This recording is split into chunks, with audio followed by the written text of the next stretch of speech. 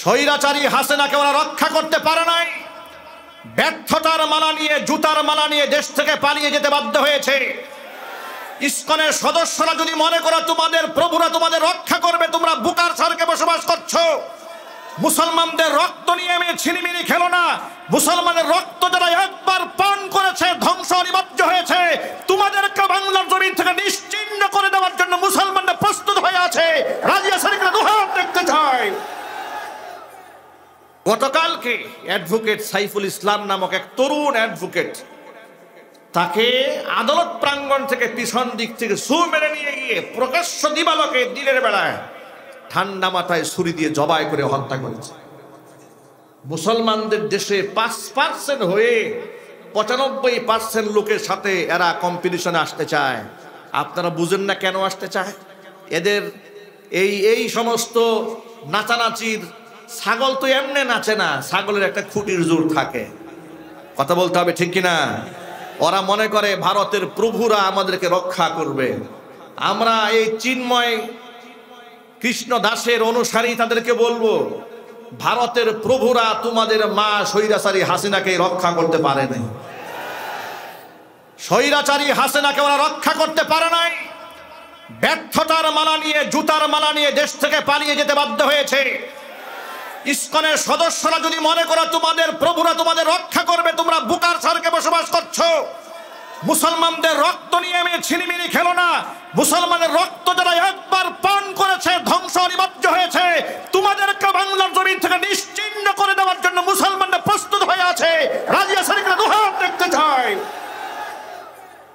গণহত্যা এবং জুলাই আগস্টের খুনি যারা গ্রেফতার হয়েছে, ওদিন দেখলাম হাসানুল হক ইনু প্রিজন ভ্যান থেকে হাসতে হাসতে নামতেছে।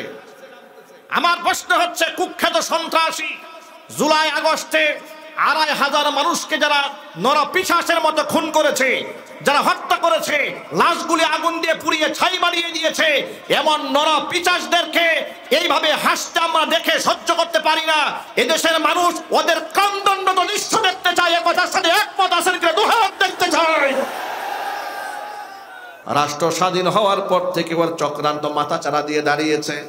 ইসকনের সদস্যরা, আমি আজকে ভর মজলিসে অন্তর্বর্তীকালীন সরকারকে বলছি, ইসকনের প্রভু যে, ইসকনের প্রধান গুরু যাকে গ্রেফতার করা হয়েছে, চিন্ময় কৃষ্ণ দাস, এই চিন্ময় কৃষ্ণ দাসের ব্যাকগ্রাউন্ডটা আমরা দেখেছি, অনলাইন সোশ্যাল মিডিয়ার বদৌলতে দেখেছি।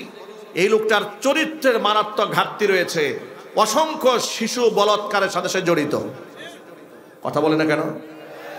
শুধু কি তাই, হিন্দু মুসলিম দাঙ্গা লাগিয়ে দেওয়ার জন্য যে উস্কানিমূলক প্রতিনিয়ত কথা সে বলেছে, এমনকি কোমলমতি শিশু বাচ্চাদেরকে স্কুলে পূজার প্রসাদ খাইয়ে শিশু বাচ্চাদেরকে রাম রাম জয় শ্রীরাম স্লোগান দিয়েছে। জোরে কর নাউজুবিল্লাহ। এগুলা করেই ওরা ক্ষান্ত হয় নাই। ওরা এই দেশের আলেমদেরকে টার্গেটে পরিণত করেছে। গতকালকে অ্যাডভোকেট সাইফুল ইসলাম নামক এক তরুণ অ্যাডভোকেট, তাকে আদালত প্রাঙ্গণ থেকে পিছন দিক থেকে সু মেরে নিয়ে গিয়ে প্রকাশ্য দিবালোকে দিনের বেলায় ঠান্ডা মাথায় ছুরি দিয়ে জবাই করে হত্যা করেছে। মুসলমানদের দেশে 5% হয়ে 95% লোকের সাথে এরা কম্পিটিশনে আসতে চায়। আপনারা বুঝেন না কেন আসতে চায়? এদের এই সমস্ত নাচানাচির, ছাগল তো এমনি নাচে না, ছাগলের একটা খুঁটির জোর থাকে। কথা বলতে হবে, ঠিক কিনা? ওরা মনে করে ভারতের প্রভুরা আমাদেরকে রক্ষা করবে। আমরা এই চিন্ময় কৃষ্ণ দাসের অনুসারী তাদেরকে বলবো, ভারতের প্রভুরা তোমাদের মা স্বৈরাচারী হাসিনাকে রক্ষা করতে পারে নাই। স্বৈরাচারী হাসিনাকে ওরা রক্ষা করতে পারে নাই। ব্যর্থতার মালা নিয়ে, জুতার মালা নিয়ে দেশ থেকে পালিয়ে যেতে বাধ্য হয়েছে। ইসকনের সদস্যরা যদি মনে করো তোমাদের প্রভুরা তোমাদের রক্ষা করবে, তোমরা বুকার স্বর্গে বসবাস করছো। মুসলমানদের রক্ত নিয়ে আমি ছিনিমিনি খেলো না। মুসলমানের রক্ত যারা একবার পান করেছে ধ্বংস অনিবার্য হয়েছে। তোমাদেরকে বাংলার জমিন থেকে নিশ্চিহ্ন করে দেওয়ার জন্য মুসলমানরা প্রস্তুত হয়ে আছে। রাজিয়া শরীফের দুহাত দেখতে চায়।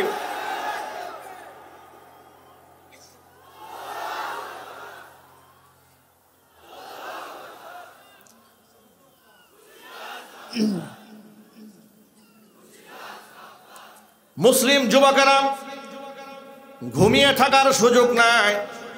অন্তর্বর্তীকালীন সরকারকে বলবো, রাষ্ট্রদ্রোহিতার মামলার আসামি এই চিন্ময় কৃষ্ণ দাস, ঠিক কিনা বলেন? চট্টগ্রামে বাংলাদেশের পতাকার উপরে ওদের যে গেরুয়া পতাকা আছে সেই পতাকা উড়িয়েছে।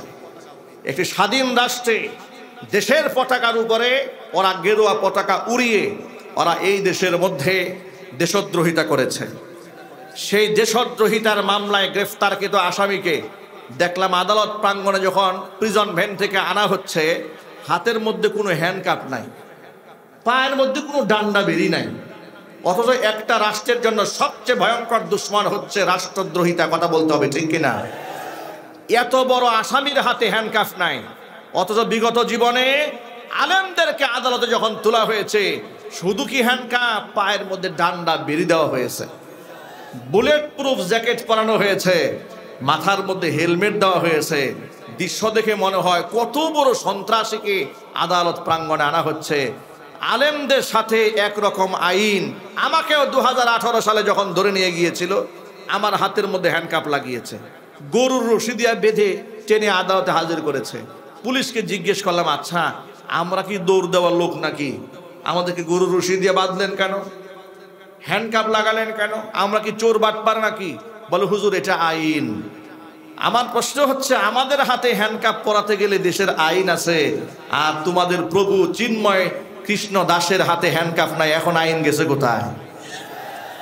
আলেমদের পায়ে ডান্ডা বেরি পরিয়েছিলে তখন আইন ছিল, এখন ডান্ডা বেরি গেল কোথায়? সুতরাং আলেমদের সাথে জুলুম করা হবে আর জালেম খুনিদের সাথে পীড়িত করা হবে, মুসলমানরা তা বরদাস্ত করবে না।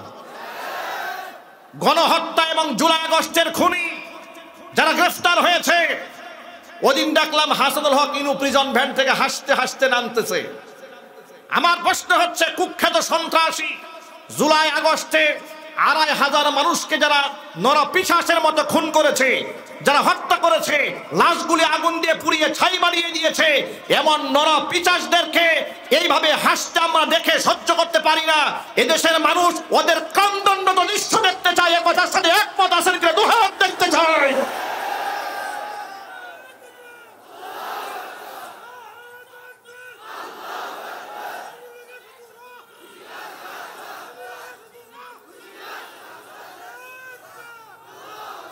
মনে রাখবেন, দেশের দুশ্মন যারা, ইসলামের দুশ্মন যারা, তাদের সাথে কোনো আপোষ চলবে না, ঠিক কিনা বলেন? এ কথা কোরআনে আছে না নাই? আমি বলি নাই, আল্লাহ বলেছেন, লা তাজিদু কওমান ইউমিনুনা বিল্লাহি ওয়াল ইয়াউমিল আখির ইওয়াদুনা মান হাদ্দাল্লাহ ওয়া রাসূলা। আমি আল্লাহ এবং আমার রাসূলের সাথে যাদের দুশ্মনী থাকে, তারা কোনোদিন এদের সাথে কোনো সুসম্পর্ক রাখতে পারে না। দৈনিক প্রথম আলো পত্রিকা এবং ডেইলি স্টার, এই সমস্ত পত্রিকাগুলা এই দেশের স্বাধীনতার দুশ্মন। ভারতের 5 আটা গোলাম, কথা বলতে হবে, ঠিক কিনা জন্য বলেন? জনাব মির্জা ফখরুল ইসলাম আলমগীর সাহেব দেখলাম দুঃখ প্রকাশ করে বলেছেন যে সংবাদ প্রকাশের স্বাধীনতার পক্ষে আমরা, প্রথম আলোর উপরে আক্রমণের তীব্র নিন্দা জানাচ্ছি। ওনারা হঠাৎ করে স্বৈরাচারীকে যারা তৈরি করলো, সেই প্রথম আলোর প্রতি এত পীড়িত জাগলো কেন? কথা বলতে হবে, ঠিক কিনা জোরে বলেন?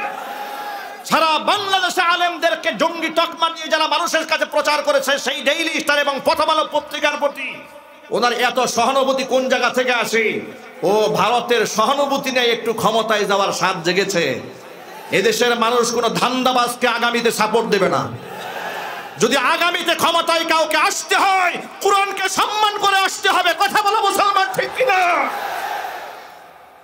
আলেমদের সাথে দুশ্মনী করে, ইসলামের চেতনা বিরোধী কোনো ব্যক্তিদের সাথে আঘাত করে, এই মাটিতে আমরা কাউকে ক্ষমতার মস্তদে বসতে দেব না। কথা বলতে হবে, ঠিক কিনা জোরে বলেন? দৈনিক ডেইলি স্টারের পক্ষে সাফাই গাইলেন, এরপরে আপনি প্রথম আলোর পক্ষে সাফাই গাইলেন, ইসকনের বিরুদ্ধে আপনি চুপ কেন? কথা বলেন না কেন?